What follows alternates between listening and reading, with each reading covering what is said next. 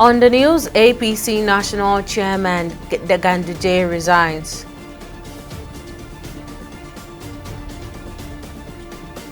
Tinubu brokers peace in Rivers as Wike and Fubara agrees to work together.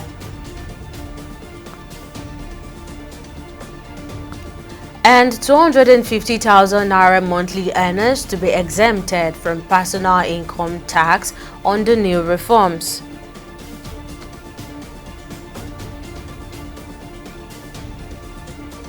Many thanks for joining us on the news on TV360 Nigeria. I'm Tamilore Akinkolye. The National Chairman of the All Progressives Congress APC, Abdullahi Ganduje, has reportedly resigned from his position, citing health reasons. The former Kano State Governor is said to have stepped down with immediate effect, according to a post on X by Bashir Ahmed, a former aide to ex-President Muhammadu Buhari. Ganduje, who was elected as APC chairman in August 2023, stated that he needs to focus on his well-being after a challenging tenure marked by internal party conflicts. However, while his resignation letter points to health concerns, sources suggest political tensions within the party and allegations of financial impropriety may have influenced this decision. Some party members reportedly raised concerns over what they describe as excessive financial demands from Ganduje's office. And the long-standing political crisis in Rivers State appears to be nearing an end as FCT Minister Nyesom Wike and former Governor suspended Governor Siminalayi Fubara have agreed to work together. This development followed a late-night reconciliation meeting at the presidential villa in Abuja with President Bola Ahmed Tinubu, Wike, Fubara, and suspended members of the Rivers State Assembly. Wike confirmed that all parties involved have settled their differences, adding that they are all members of the same political family and have now resolved to move forward in unity. Following Thursday's meeting, Governor Fubara also affirmed that the agreement marks a return to peace in the Ori state. Now, this is the second meeting between Tinubu and Fubara since the suspension, the first being a visit to the president's Lagos residence in June. All agreed to work together with the governor, and the governor also agreed to work together with all of us who are members of the same political family. Yes, just like humans, you have a disagreement, and then you also have a time to also settle your disagreement, and that has been finally concluded today, and we have come to report to Mr. President that is what we have agreed. So for me, everything is over, and enjoy everybody who believe to work with us, to also work together with everybody. That there's no more acrimony, there's nothing to say we are disagreeing. We have all agreed on everything. So we thank God. For me, it's a day we have to thank Almighty God. For me, it's very important that this day has come to be. What we need for the progress of Rivers State is peace. And by the special grace of God this night, with the help of Mr. President and the agreement of the leaders of the states, including our leader, peace has returned in Rivers State. We'll do everything within our power to make sure that we sustain it this time around. Now, joining me to discuss this further is political affairs analyst and legal practitioner Liberus Oshoma. Thank you for joining us, sir. Now, how significant is this peace deal between Nyesom Wike and Governor Siminalayi Fubara of Rivers State, especially considering how long this political crisis has been dragged on? Anyway, you know, with politicians, thank you. With politicians, it is actually very difficult for you to say, yeah, this marked the end of all of the crisis, because mind you, there was when in the heat of this crisis, there was a peace parley that was reached between parties and an executive order agreement reached, and they signed it to an executive order, and then only for parties to get to Rivers State, and then those around the corridors of power, you know, threw in their advice, and then before you knew it, everything went back. So at this stage, I think because of the state of emergency declared in Rivers State, even though I do not agree with that procedure, it's almost as if, Fubara is negotiating from a position of weakness.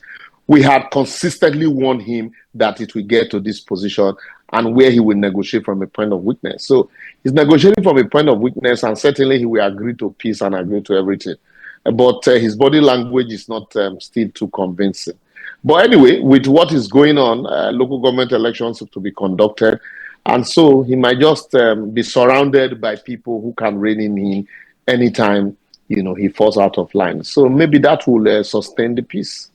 Now, speaking on the part of negotiating from the point of weakness, now there are unconfirmed reports suggesting the part of the deal includes Governor Fubara agreeing not to seek re-election in 2027. Now, can you tell us what you make of this? Yeah, certainly with what has happened, the fight, the 2 years fight that was unnecessary, certainly one would have expected that Wike would wait for him after this term, to ensure that he does not seek re-election. And with what has happened, it will be difficult for anybody that holds the structure to want to give him a second term. So he has shown his hand too early. That would be difficult for any political godfather to control him. And so I think I would agree with that rumor that certainly they might not want to give him a second term. But the problem is, whoever they give a second term, won't this problem still rear its ugly head, considering the attitude of godfathers who would want to have it all, and considering the kind of person that Nyesom Wike is, who would always want to be the Lord of the Manor, So, but I doubt if really they will give him a second term. Thank you for lending in your thoughts and speaking to us on the news as usual, Mr. Libera Sushoma. Thank you so much. In other stories, Chairman of the Presidential Fiscal Policy and Tax Reforms Committee, Taiwo Oyedele, has announced that Nigerians earning 250,000 naira or less per month will be exempted from paying personal income tax under the new tax reform signed into law by President Bola Tinubu. Speaking in an interview, Oyedele said the reform is part of effort to protect low-income earners and make Nigeria's tax system fairer and more transparent. The new tax laws set to take effect from January 2026 are designed to be progressive. According to Oyedele, middle-income earners, those earning between 1.8 million naira and 2 million naira monthly, will benefit from lower tax rates, while top earners, less than 5% of the workforce, who earn 2 million naira monthly, will contribute slightly more. These reforms are not about raising more taxes. I think people get it wrong. A lot of people, including analysts and commentators, will say, oh, where are they going to get the more taxes from? Nigerians are poor. This is exactly trying to relieve people of the burden of taxes. These tax laws, they are now laws, are pro-poor in particular. More than 1/3 of workers in both the private and public sector will now be exempted completely from PAYE. They will not have to pay personal income tax. Small businesses, over 90% of small and micro nano businesses will no longer have to worry about paying corporate income tax or charging VAT or even deducting withholding tax or paying PAYE for their employees. What this means is that there will be more money in the hands of the ordinary Nigerian to take care of their daily needs. In addition to that, these laws also provide what we call zero rate of VAT on essential consumption. What does it mean? It means any traces of VAT in food, in education, in medical and health care is now removed completely. So we should see prices of those items come down. In addition to that, transportation, accommodation and housing is exempt from VAT. Our analysis, which was very clear, is that these items collectively account for more than 80% of where Nigerians spend their money. That's a huge relief for them. We also have provisions in those laws to help us improve efficiency. Efficiency in how we collect taxes and also efficiency in the transparency of reporting the taxes we collect. which we expect should then be linked to how those taxes are utilized for the purpose of the people. This is really revisiting the social contract between the government and the people. And Deputy Senate President Senator Jibrin Barau has reaffirmed his unwavering loyalty to President Bola Tinubu, describing him as a political father, and vowed to carry out any directive from the president. Speaking with journalists at the National Assembly, Senator Barau declared that President Tinubu's success is a collective victory. He also provided key updates on the upcoming Constitution Review Town Hall meetings scheduled to take place across the country. He emphasized the Senate's commitment to an inclusive and participatory process, revealing that the Constitution Reviews Committee has received several memoranda and bills from citizens and civil society groups. Mr. President is my political father. If I start telling you what he did to me, you'll be surprised.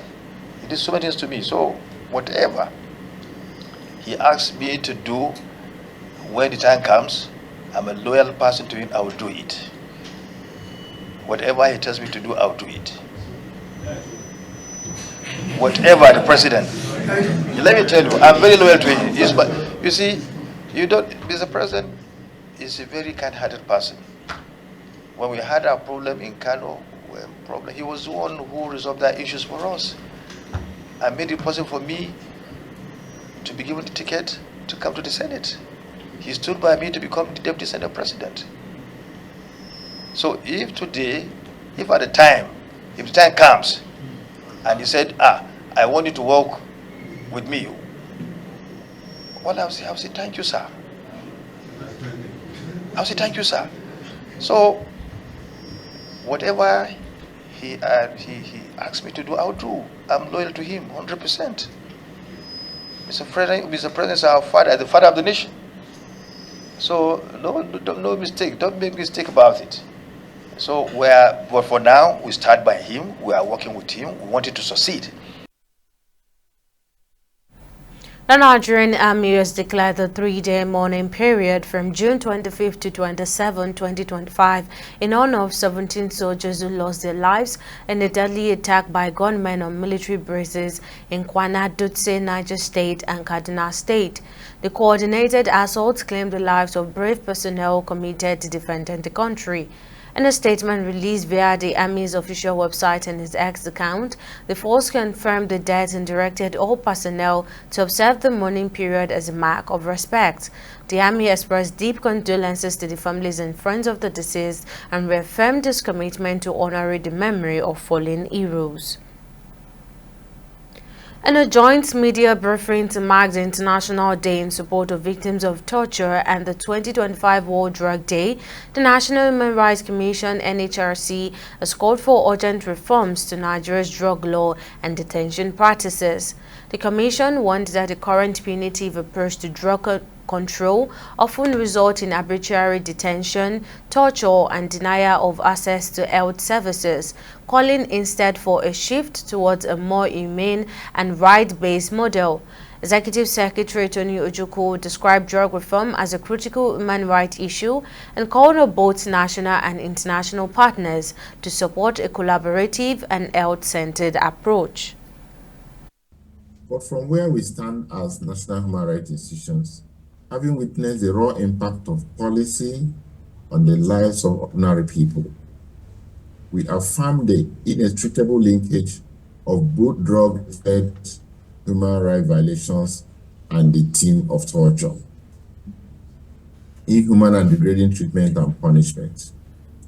They converge in the cries of the vulnerable, in the shadows of detention centers, in the profound human suffering that demands our immediate and empathic response. The drug abuse and illicit trafficking has overarching impact on crime trajectory in the society of today. Many people are found in the detention centers for drug abuse, related offenses, or that drugs contributed to why the offenses were committed in the first place. More worrisome is the fact that this trend is rising at uncontrollable proportion. Therefore, this goes to corroborating the fact that this dialogue is coming at the right time. At Hope Behind Bars Africa, our mission is rooted in justice for the most vulnerable, those behind bars often forgotten by society and disproportionately impacted by punitive systems. In the past couple of years, we have provided free legal representation to hundreds of awaiting trial inmates, over 1,000 during the last End Bad Governance protest, including the minors whose videos went viral. This we did collaboratively with different stakeholders. We have supported survivors of torture, conducted prison monitoring visits, of course, alongside the Ministry of Justice, and also we have advanced the use of non-custodial alternatives through capacity building training. News now will now go on a short break, but still ahead, Iran's foreign minister contradicts the supreme leader, admitting serious damage to nuclear site following US-Israeli airstrikes. Stay with us for the full story.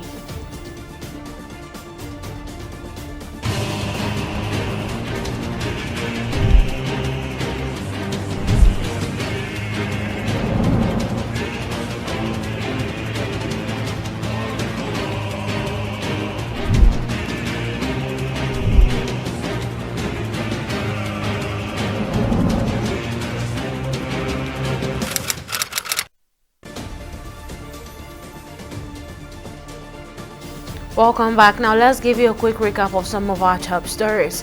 The National Chairman of the All Progressives Congress APC, Abdullahi Ganduje, has reportedly resigned from his position, citing health reasons. The former Kano State Governor is set to step down with immediate effect, according to a post on X by Bashir Ahmed, the former aide to ex-President Muhammadu Buhari. Ganduje, who was elected as APC chairman in August 2023, stated that he needs to focus on his well-being after a challenging tenure marked by internal party conflicts.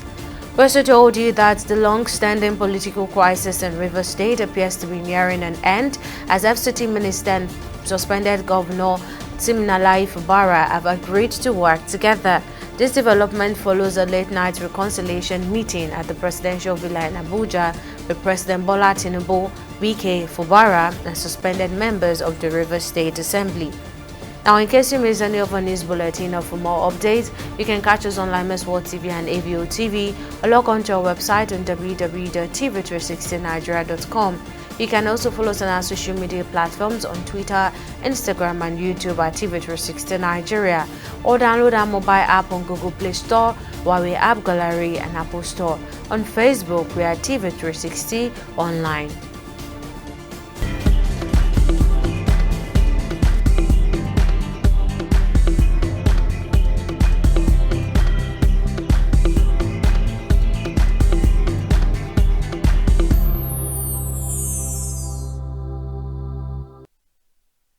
In the last 3 years, we have built a multi-purpose center, which is the envy of all in our constituency.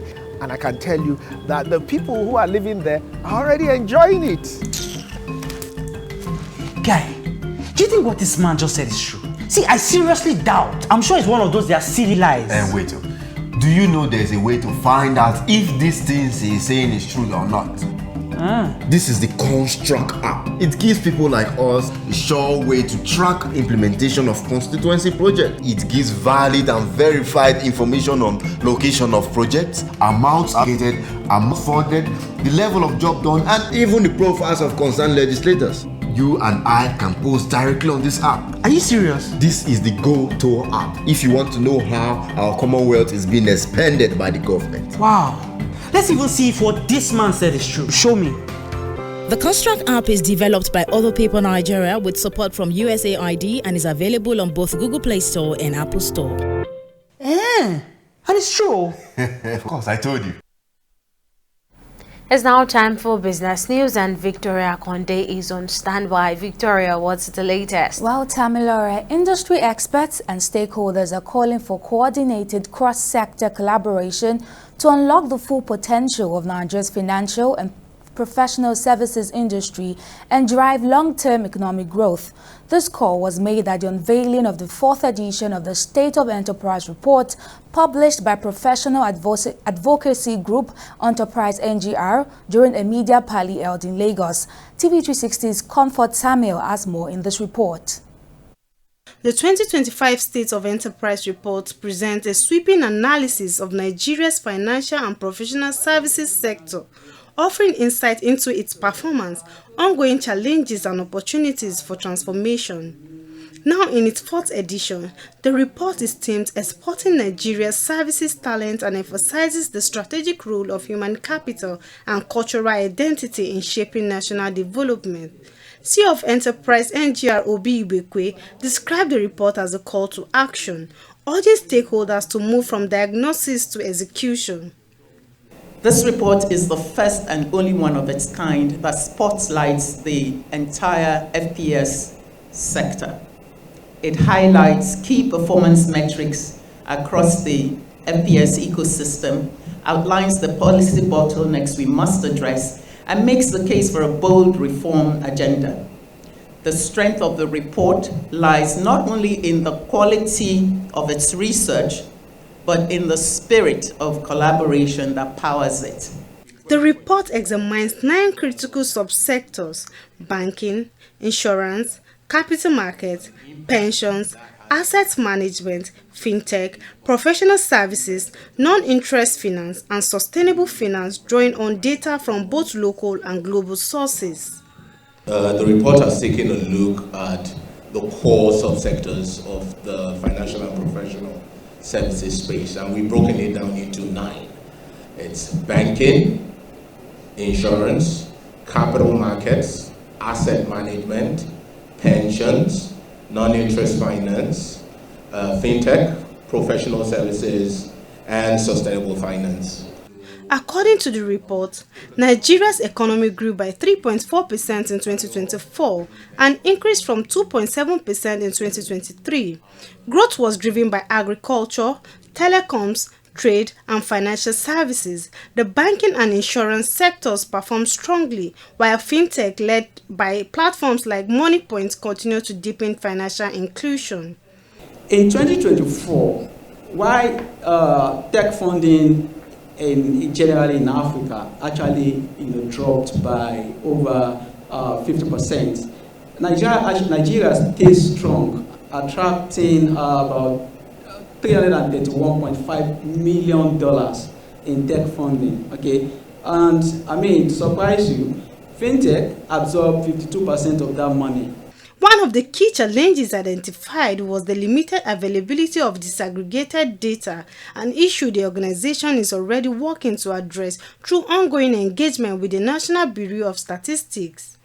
We've tried to do a fantastic job of triangulating different sources and trying to extrapolate in cases where we did not have full year data for a full year 2024.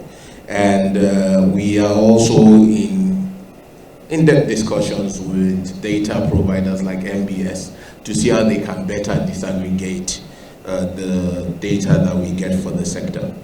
The report also calls for a broader focus across the FPS ecosystem beyond traditional banking, arguing that truly inclusive growth must spotlight all players in the value chain.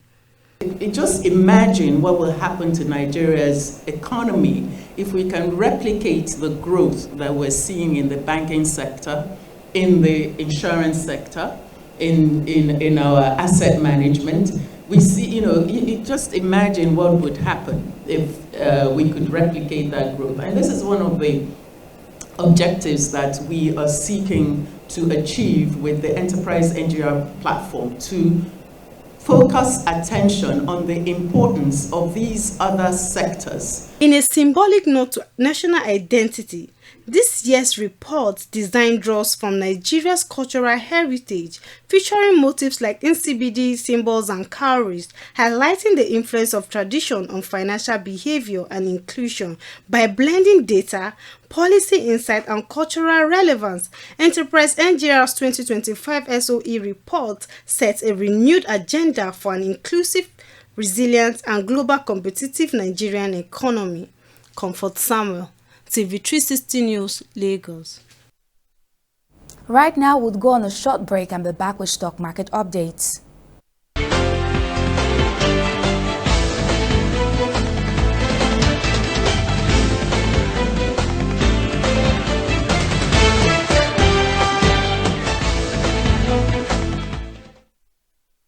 Welcome back. It's the final trading day of the week and the Nigerian equities market closed in negative territory, shedding 0.64%. The market capitalization now stands at 75.9 trillion naira. In total, 130 equities were traded on the NGX with 27 gainers and 32 losers.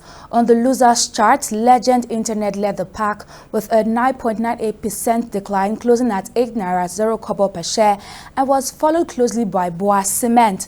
Now, by the close of Friday's trading session, over 625 million shares had exchanged hands in 21,800 deals, with a total market value exceeding 12 billion naira. Now, when this is compared to Thursday's trading session, today's volume, turnover, and number of deals were all down by 30%, 30%, and 14% respectively. Now, on the global scene, markets rallied, pushing global shares to a record high amid renewed optimism over progress in U.S.-China trade talks. Now, all our selected indices, the UK's FTSE, the Japan's Nikkei, and U.S. Dow Jones, all closed in positive territory, as you can see on the chart. Now, in the foreign exchange market, the Naira traded at 1,565 Naira on the black market to the U.S. dollar, at 2,015 Naira to the British pounds, and at 1,670 Naira to the euros. That's it on both business and stock market updates. Back to you, Tamilore, for the rest of the news. Thank you for that update, Victoria. Now on the global scene. Iran's Foreign Minister Abbas Araghchi has admitted that the recent U.S. and Israeli bombing inflicted excessive and serious damage on the country's nuclear facilities. Speaking on state television, Araghchi revealed that the Atomic Energy Organization of Iran is currently assessing the extent of the damage. This admission comes in contrast to earlier remarks by Supreme Leader who downplayed the impact of the strikes. And finally, in sport, world record holder Tobi Amusan has confirmed to compete in the women's 100 meters hurdles at the 50th edition of the prestigious Perifutanai Classic, set for Saturday, July the 5th, 2025 at Hayward Field in Oregon. The event, part of the Wanda Diamond League Series, will feature a stellar lineup, including reigning Olympic champion Marcel Russell of the United States and world #1 Jasmine Camacho Queen of Puerto Rico. Amusan's participation marks a sentimental return to the track, where she made history in 2022 by setting the current world record of 12.12 seconds during the World Athletics Championship.